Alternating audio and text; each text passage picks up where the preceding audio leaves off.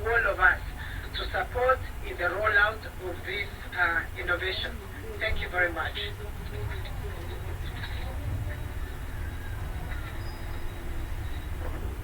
We would now like to receive questions.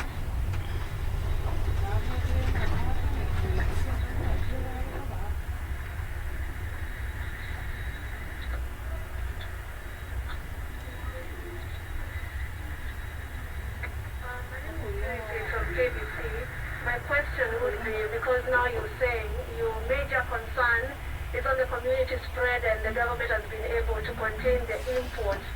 So at date 46, the U.S. has been able to record over 700,000 cases of COVID-19, and probably on the modeling, putting into consideration the mitigation measures that have been put by the government and also compliance by Kenyans, where are we seeing ourselves?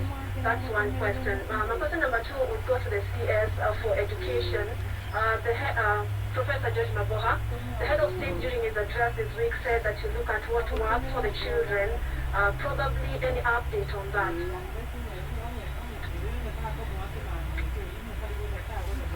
Thank you, Dr. Musa from KTN News. I'm still following up on the question that I asked yesterday and did not get a straight answer. We had a report of 2 cases of people who presented with possibly COVID-19 symptoms at KNH yesterday, and the info that we got is that those people passed on.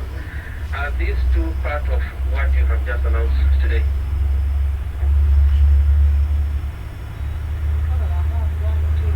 Maybe my question will, last week you said that the first phase of mass testing will be targeting about 12,000 kits being deployed.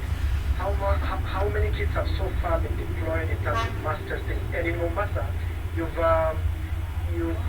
given the hotspots, if I may say.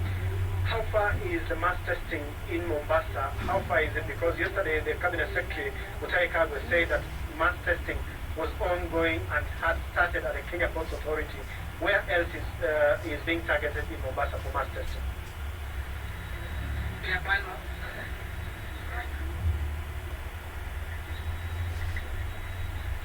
I am very okay from Nation Media Group. Still following up on targeted mass testing, because I hear you're not doing mass testing. I would like to know the strategies that you use to decide if you're going to say Kibera.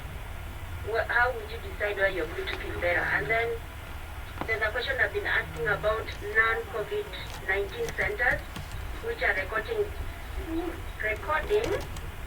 deaths that are related to acute respiratory infections. Like, how do you rule out this is pneumonia or, respiratory distress? Because those numbers are not adding up to what you announced. Thank you. Right. So let me begin by tying in Purity and Vera's question, because they're all related. Earlier on in the response to COVID, we were able to share with you one of our models. We are working with different experts, and as it stands right now, we have several models that are all based on different assumptions. When you're putting together a model beyond the epidemiological function that you would use in putting together a model, you'd be looking at the behavior of the country, how people respond to the measures that we put in place. And this is highly important, especially when you're looking at the measure of social distancing. How are Kenyans adhering to that measure? And so what we're seeing so far, yes, indeed, the US did record that number of cases.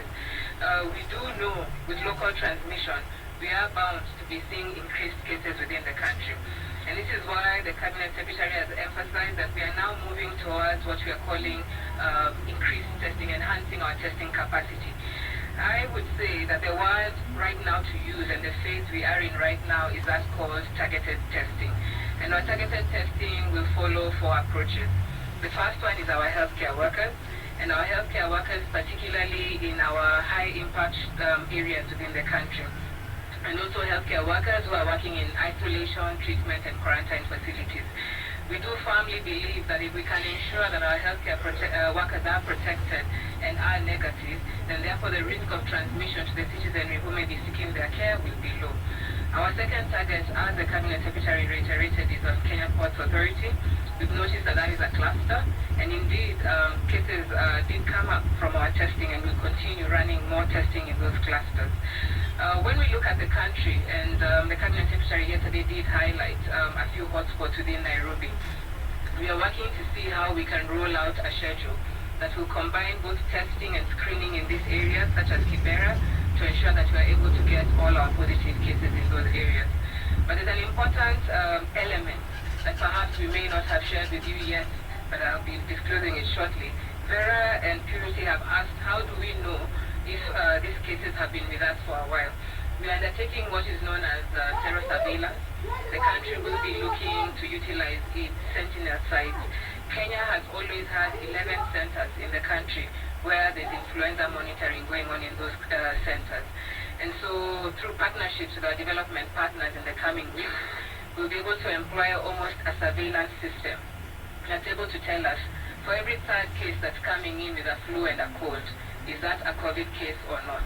So we'll be able to employ this, and through risk sampling, we'll be able to tell you and to inform you, one, if these cases have been present in the country long before we reported our first case, and two, if actually some of the pneumonias that are presenting may actually be COVID-19 related pneumonias.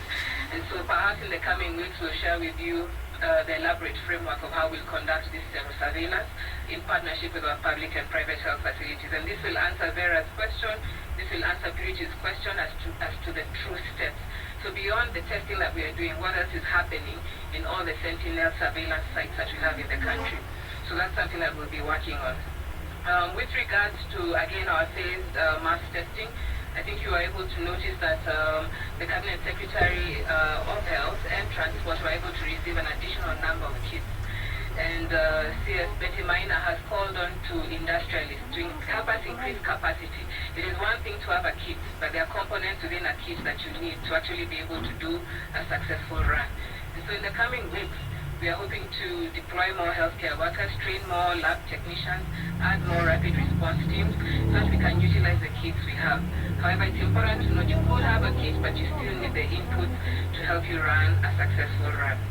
I'd like to invite our Director General to further clarify on the issue of the KNH case, and then thereafter our Cabinet Secretary of Education will be able to give more information on the question asked. DJ. Thank you. Regarding the KNH case, one of the cases reported today, a deceased person who is of Bangladeshi origin, who was tested posthumously, that is after death.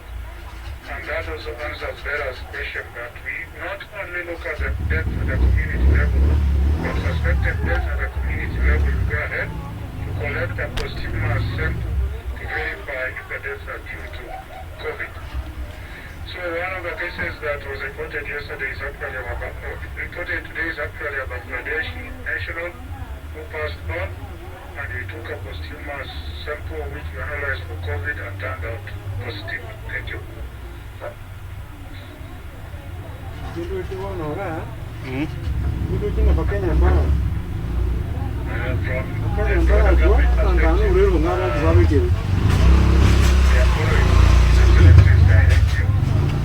As a result of that, there is a fifth committee of 6 cabinet secretaries that will look at the post-corona period more holistically going forward from next week.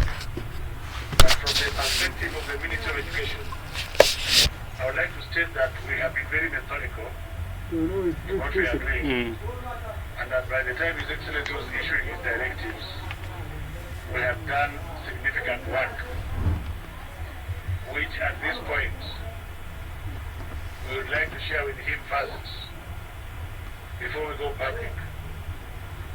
For the avoidance of doubt, I want to restate as follows: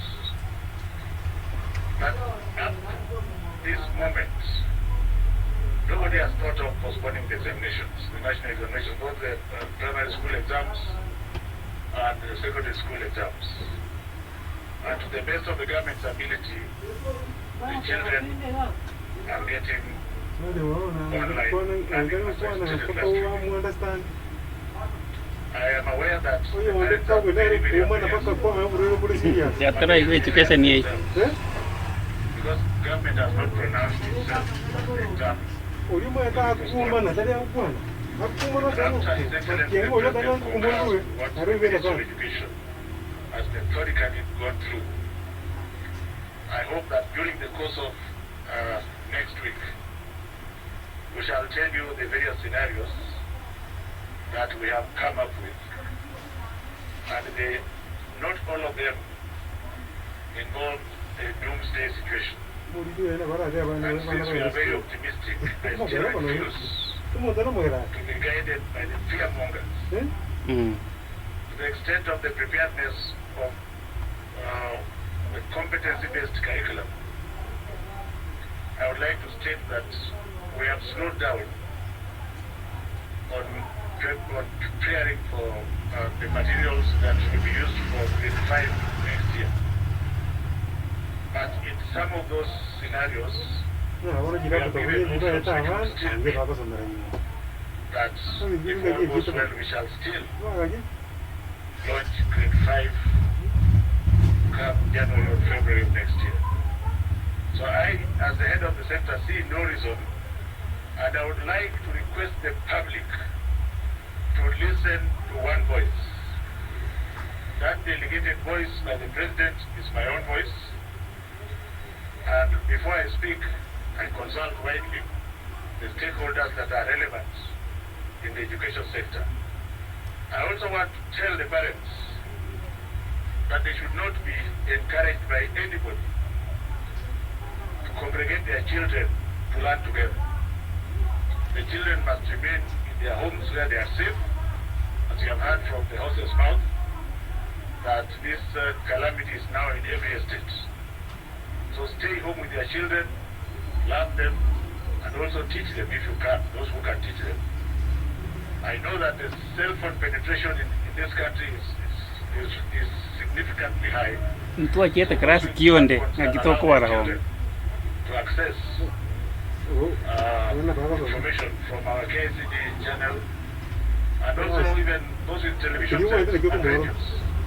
All these put together will invariably just be a small number of children. That number is giving us sleepless nights. Let's leave it there for now, and I would want the members of the fourth estate to continue to encourage, because I have seen in some situations they want to get many opinions. Mine is to tell you that we have one people, and one government, and one leader. So you listen to one voice, and that voice is the anointed voice that will tell you what His Excellency the President wants you to hear. Thank you very much.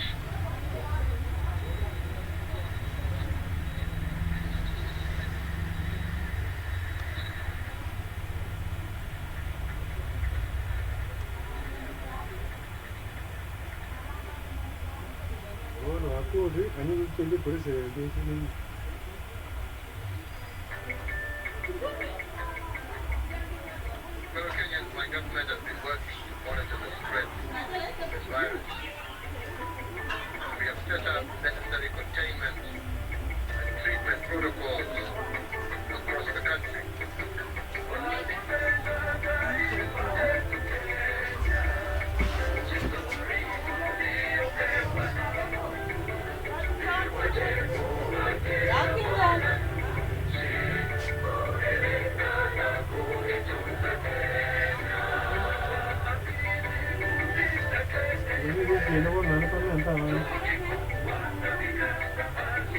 Weekend was the Monday.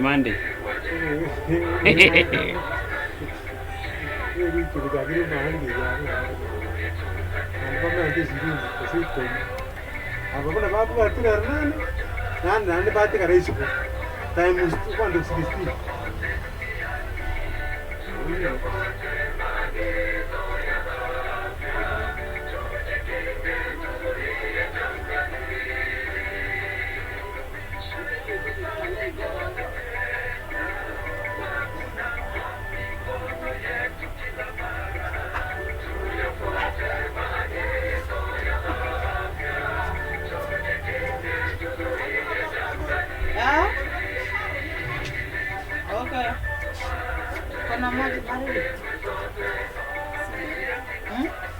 Sijafungua friji leo.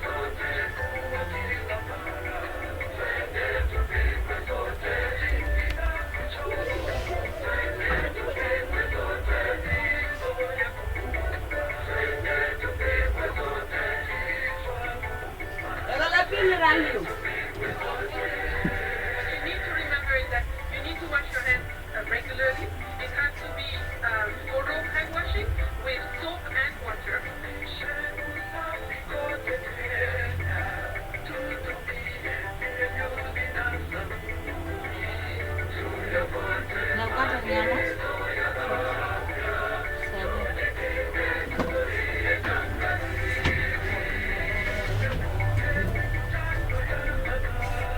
Natoka hapo.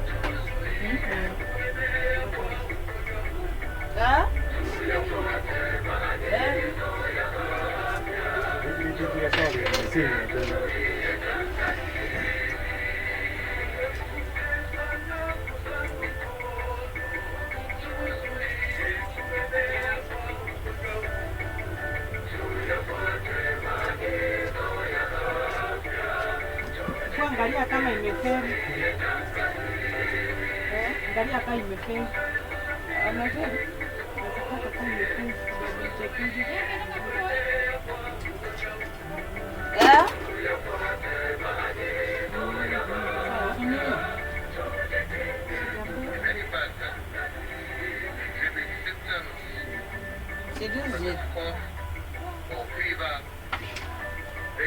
She wants to withdraw too.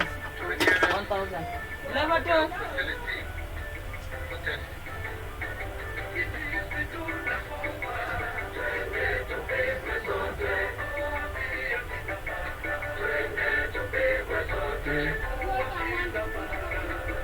For cardiac, 0. It's 72. Yeah.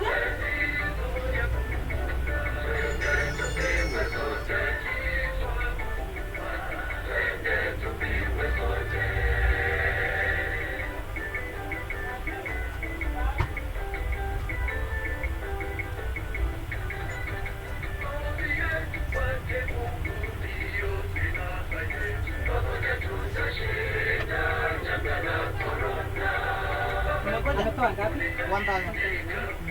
Aibe.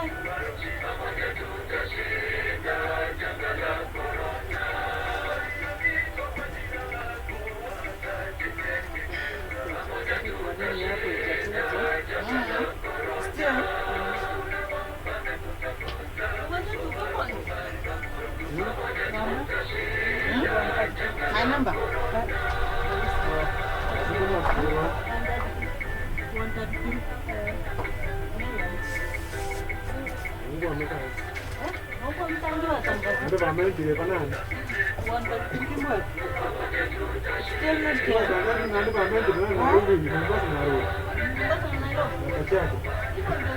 And it's so yeah, it is already been withdrawn.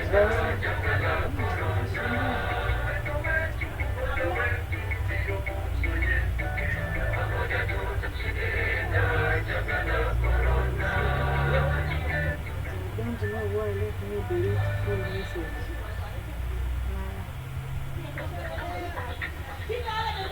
Kuna message zako hapo udelete kidogo kuona kama ni yako imejaa. Si yangu.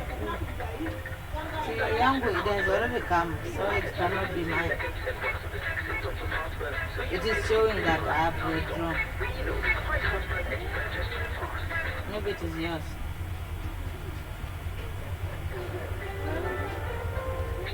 Frequently with empty water to avoid the spread of respiratory diseases such as coronavirus.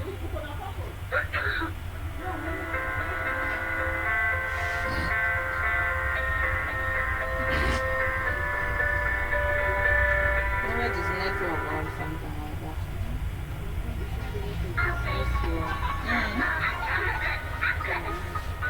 Look how happy my baby is.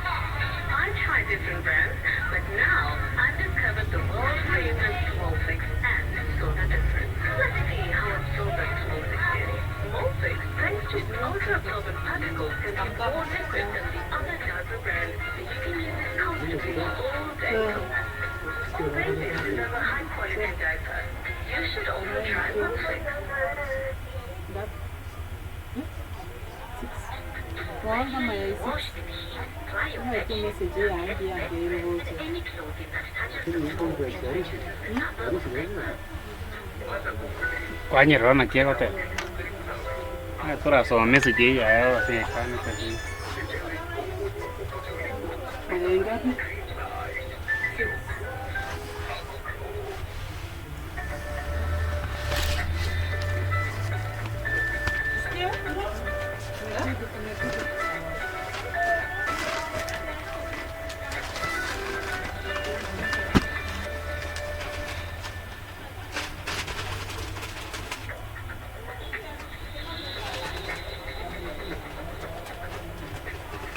chete gani asike tu ono le woji daktari ko cha por maega se ji ke ko chali ali se ya ri chi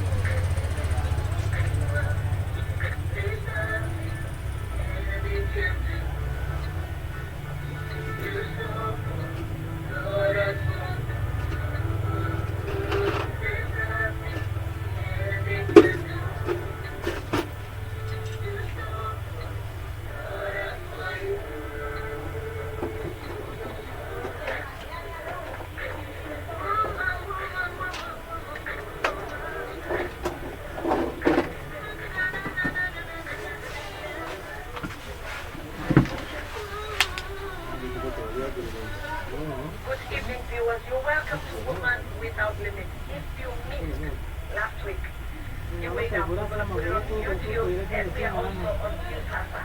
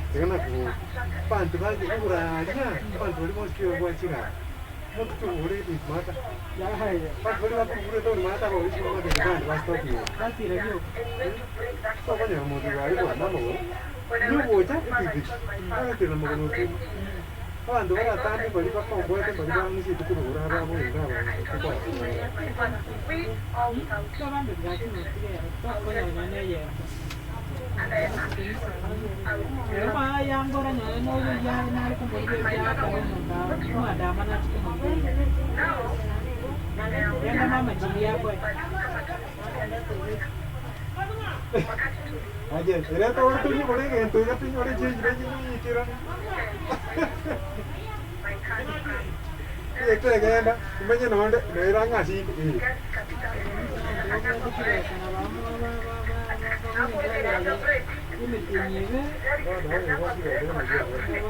Aja, asal naruh yang pada di sini, cuma lu kan, itu ini kan cuma. Pokoknya apa ada, aku berusaha sih, kenapa kan dapat